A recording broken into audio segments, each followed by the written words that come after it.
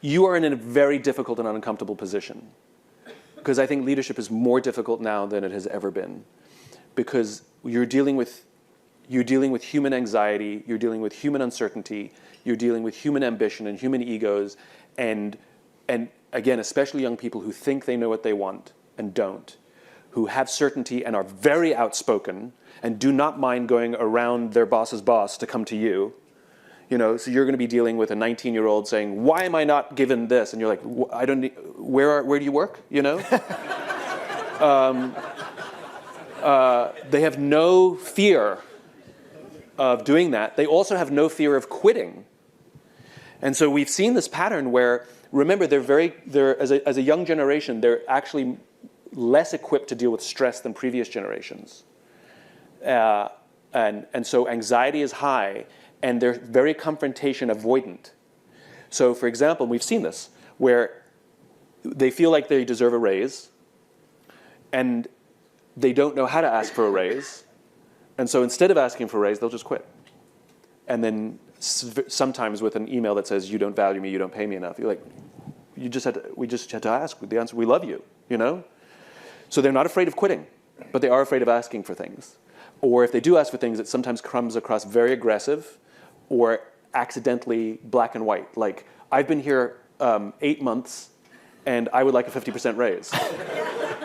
And I'm not exaggerating. I mean, and the problem is that they're ill-equipped. What they're doing is they're putting you in a yes or no position.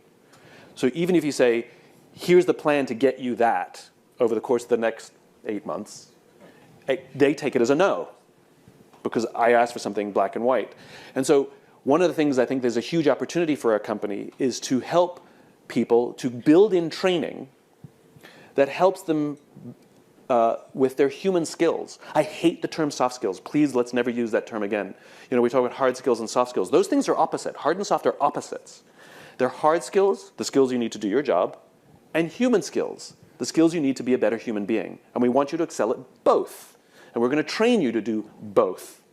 And some of the human skills that are underappreciated and undertrained in this day and age are how to have difficult conversations, how to have an effective confrontation, how to give and receive feedback.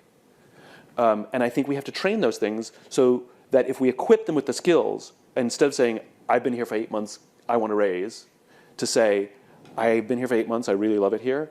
My goal is to stay here.